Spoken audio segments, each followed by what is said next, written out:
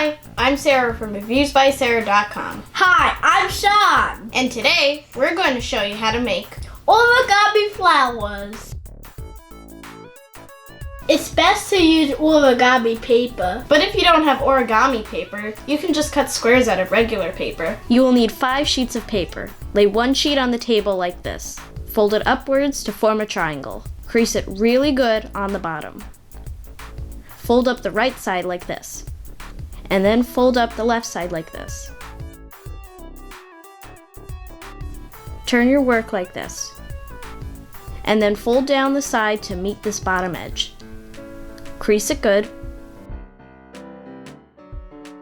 Turn to the other side. And fold it down to meet this edge.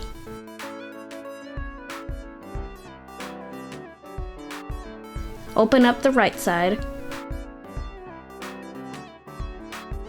Put your finger inside the paper. Then along this crease and this crease, push down the top part of the paper so that it forms kind of a kite shape. Do the same thing to the other side. Put your finger in the paper. Push down the top part of the paper along these 2 creases. Fold down the top part of one side into a little triangle. And the left side too. Fold this kite shape in half like this. And then do the same on the other side. Lift the paper and bring the 2 sides together like this.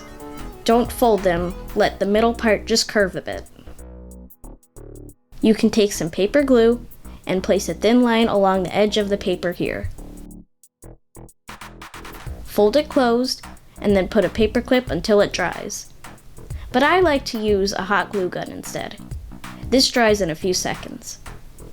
Place a thin line of hot glue like this. Fold it along the edge like this.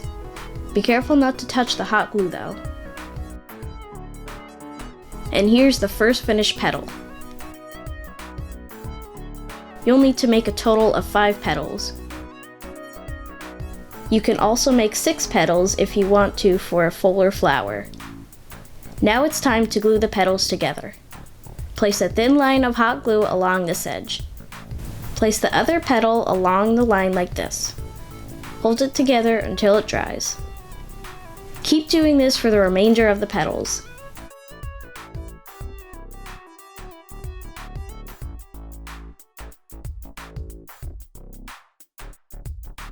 Once all of the petals are glued together, place a little bit thicker of a line of hot glue along this edge.